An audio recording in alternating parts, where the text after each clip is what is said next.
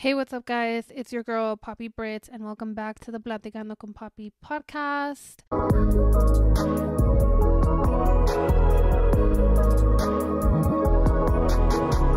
If it's your first time here, then welcome. And if you're one of the people that have been listening or supporting or have given me any kind of love in any of my last videos or podcasts, then thank you so much. It really does, like I always say, mean the world to me that people actually take the time out of their day to listen, and that shows so much love. And I'm really, really, really grateful for that.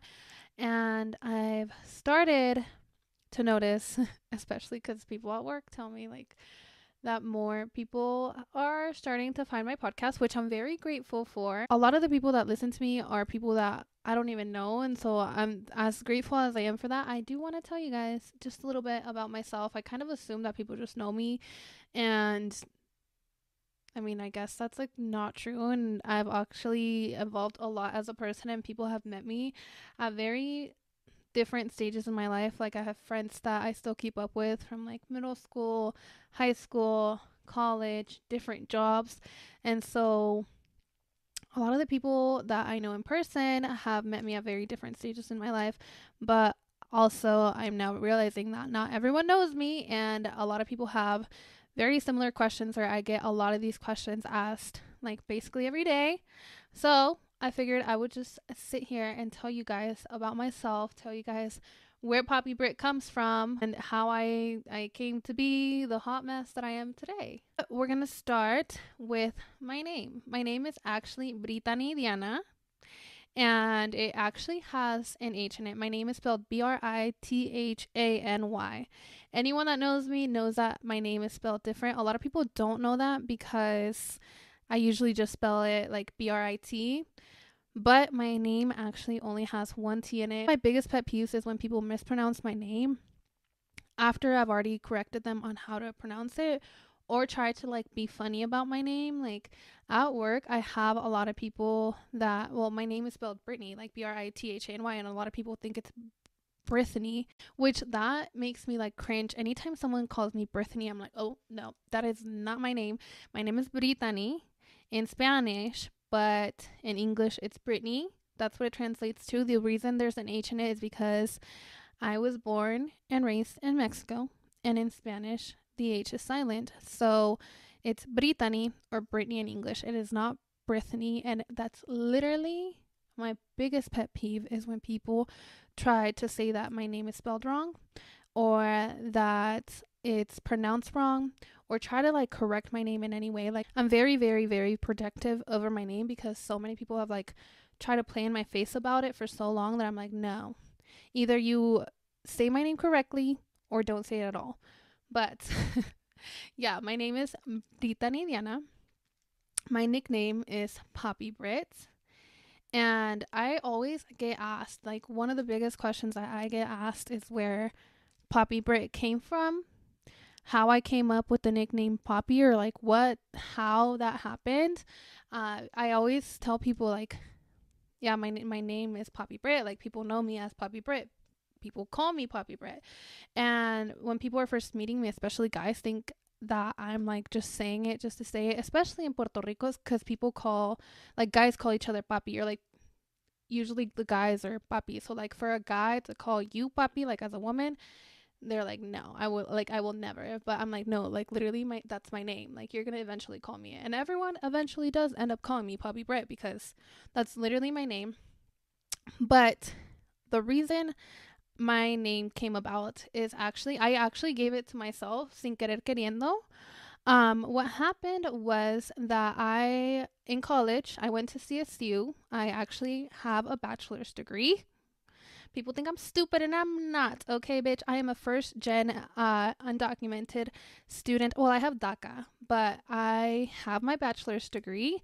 I'm first gen, first in my entire family to graduate and get a bachelor's. So don't play with me. I have a bachelor's in ethnic studies with a double minor in sociology and women's studies, which essentially means that I'm very passionate about human rights and social justice and politics and all that good stuff. So yeah, but anyways, In college, when I was at CSU, I was pledging a sorority. That's another thing that a lot of people don't know is I'm actually in a sorority.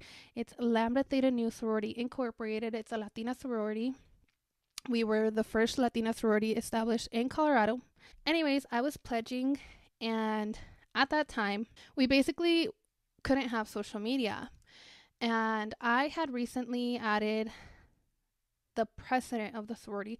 I didn't even know her like that. The president of the sorority on Snapchat. And we had rules and things that we needed to abide by. And it just so happened that me and my line sisters were out and about past our curfew, breaking a rule. And I snapped it to send it to our group chat. So, like, just to like joke about it.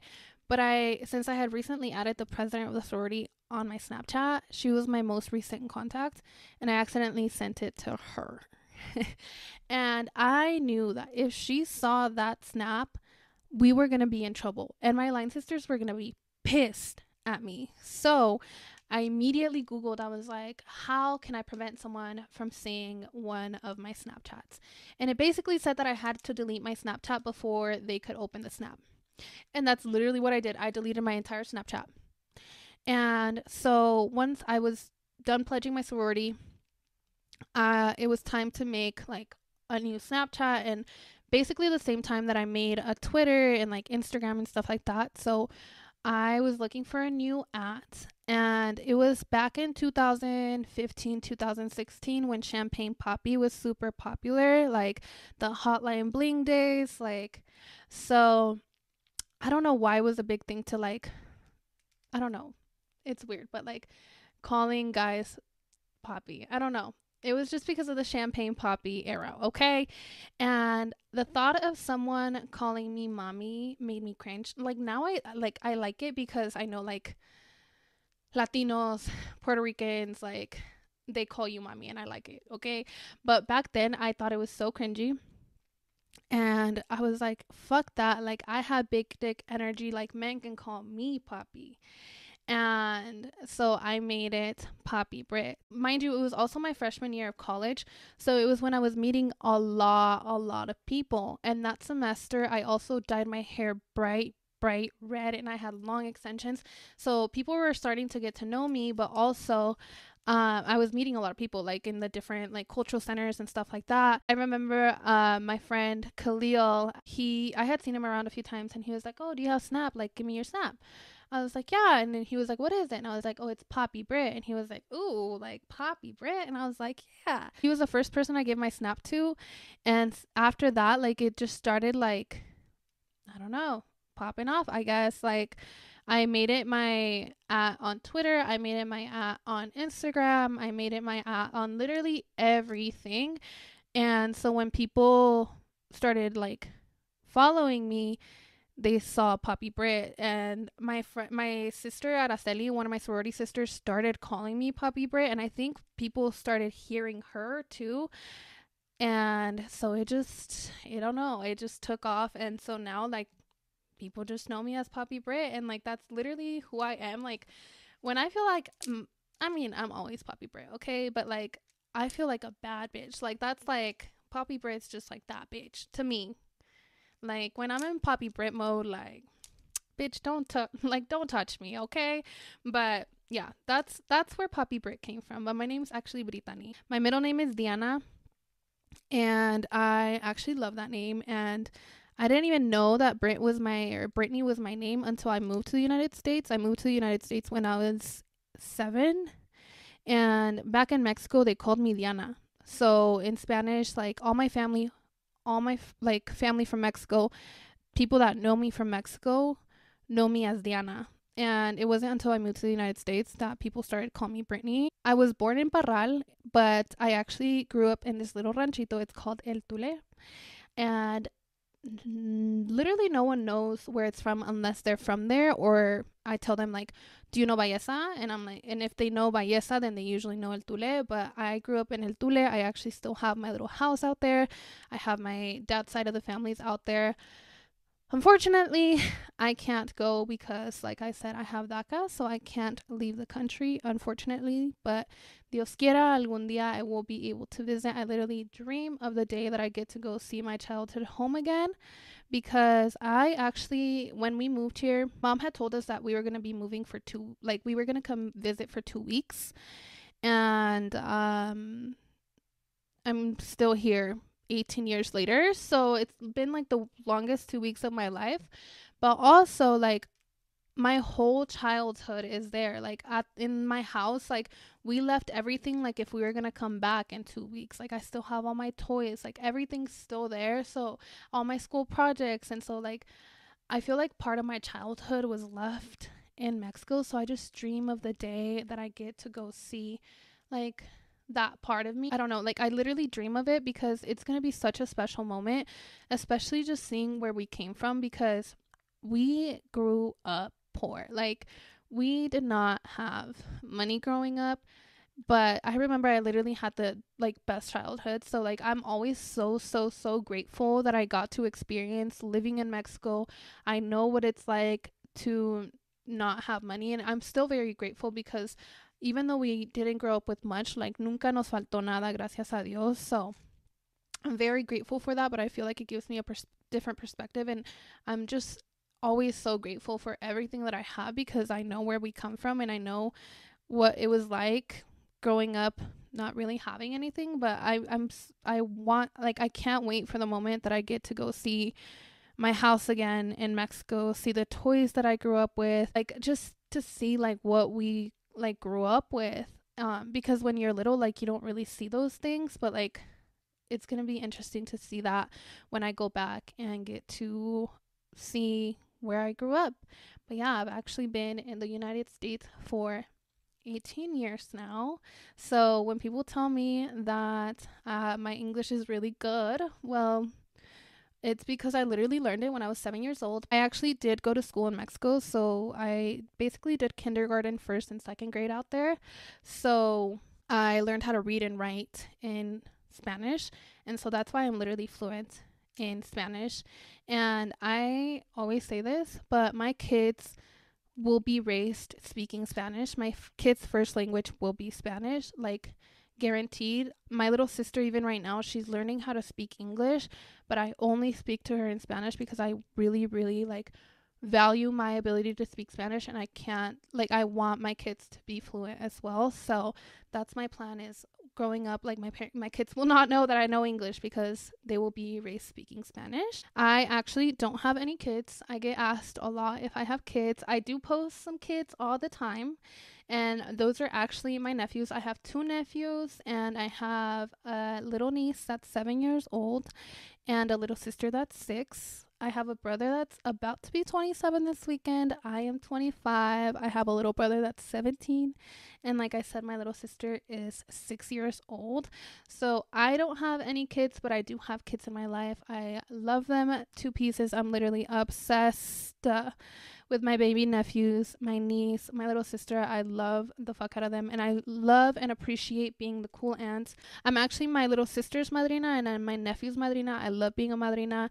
Look, if you want me to baptize your child, I got you. I love being a madrina, and I love being an aunt. I love being that role model for kids and being that safe space for them. And, like, I just really value being able to make those memories with them. So I love the fuck out of my nieces and nephews. Well, my niece, my nephews, and my little sister.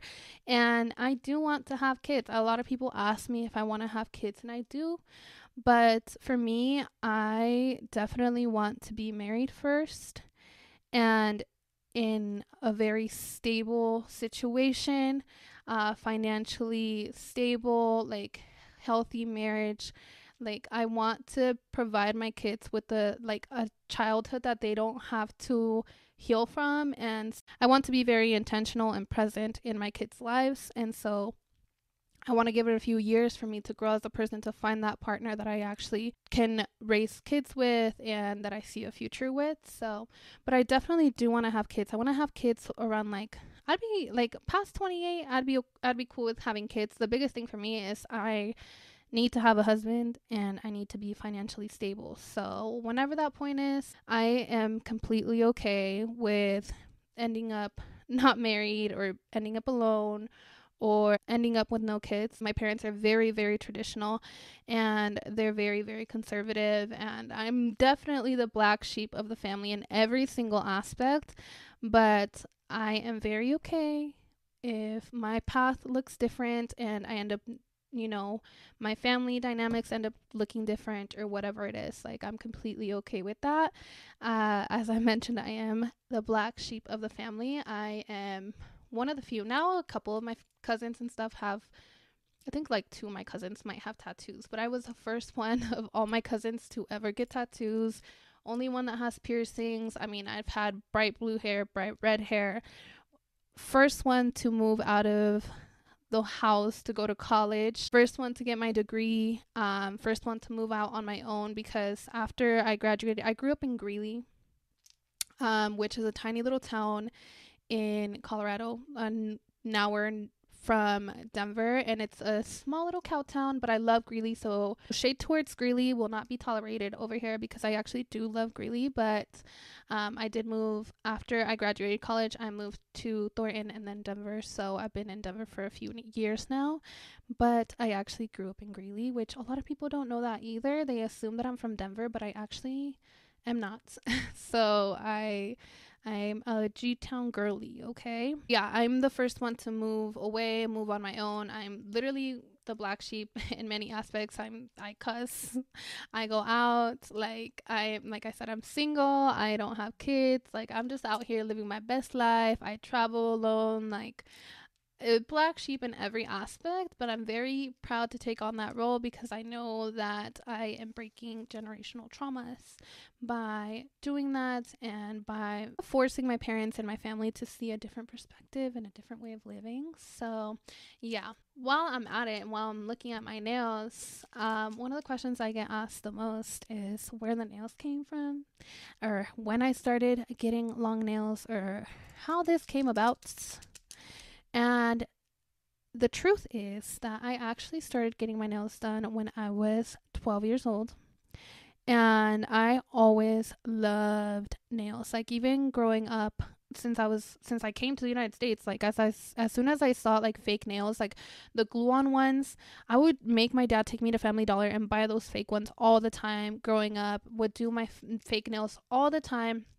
And finally, when I was 12, I started getting acrylics done. And my mom, growing up, always had naturally long nails. And so when I was getting my nails done, I had this nail tech that came to my house to do my nails. And my mom was like, no, you better get them long because they gotta be worth it, bitch. Like, you're making me pay for them, so they better be worth it. So she did this French tip, pink French tip, and they were about this long, which it would be considered long, especially for a 12-year-old, and especially like that's what girls, like normal girls my age right now, consider long. But after that, like, I was obsessed with getting nails. I started working when I was 14, and part of it was so I could fund my nail addiction. I've always gotten my nails done by nail techs that do nails at home, because I just trust them way more. My Mexican girls know how to do nails, okay? But the long nails didn't really come about. They progressively got longer. Like, I was getting my nails done in college and started like really getting into crazy designs and stuff and started like doing longer nails. But it wasn't until after I graduated, I moved to Denver and I found this nail tech. Her name is Leslie. She unfortunately moved to Texas, so I don't get my nails done by her anymore, but she specializes like in long nails. She's the best nail tech ever, next to my nail tech Alma. But she was like the one that kind of started pushing me to get longer and longer nails, and after that I just never looked back. I've been getting nails this long for about, I'd say, like 4 years now, so it's pretty, I mean, recent, but I've also been getting my nails done for a really long time. So when people ask me how I do anything with them, I'm just used to them. Other things to know about me. People always ask me how many tattoos I have, and I think I have about 12 tattoos. They're all pretty small. I do want a few more, but my parents hate tattoos, so I'm scared to get them. So we'll see. A ver cuando me entra la rebeldía and I get another one. But I just always dread getting tattoos because I know my parents are going to yell at me. Same thing with piercings. I think I have about 16 or 17 piercings, which you can't really tell because most of them are on my ears or just hidden, but I actually have 17 piercings. I love tattoos. I love piercings. Like, one of my weaknesses when it comes to men is tattoos. It's probably one of my downfalls. I am a proud Capricorn. I am a Scorpio moon and Aquarius rising. And yes, I'm one of those bitches that is super into spirituality and horoscopes and all of that shit. I'm actually an Aquarius stellium. So that's why I consider myself very, very Aquarius. I am very Capricorn when it comes to like working and like hustling for what I want. And I'm very much a Scorpio moon because I am a crybaby, but I also feel my emotions very heavily. But definitely Aquarius energy all around. If you are ever want to take me on a date, like just watch this video first and then decide for yourself if this is really something you want to get into. If I'm your type. But yeah, I'm a Capricorn. My birthday is December 26th. It's the day after Christmas. So naturally, I love Christmas. I love the snow. I love Colorado. People always ask me if I would move anywhere other than Colorado. I love living in Colorado. I love that we have the 4 seasons, and I really don't see myself moving anywhere else. Unless it was Puerto Rico. I would like to move to Puerto Rico just for like a year and just find myself out there and just explore and live my best life for a little bit. People always ask me also if I'm from Puerto Rico, and I'm actually not. Like I mentioned, I'm Mexican 110%. Well, not 110% because, you know, probably like some Spaniard and shit in there, but I am from Mexico. My parents are Mexican. My parents and my grandparents and everyone's grandparents are from Mexico. We're all from Chihuahua. And I love being from Chihuahua. I take a lot of pride in it. But I cannot wait until I'm able to also travel to different parts of Mexico and different parts of the world. I also always get asked what my top places to visit would be. And I think my top would be Colombia, Costa Rica, Tokyo, and probably like Bali.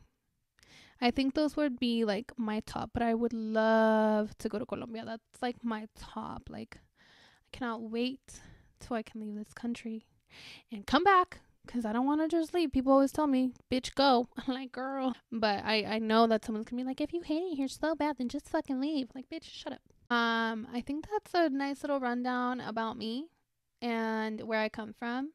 If you guys want to know anything else, let me know. But yeah, I just kind of want to introduce myself to you guys, let you know where I come from, who I am, and just a little bit about myself.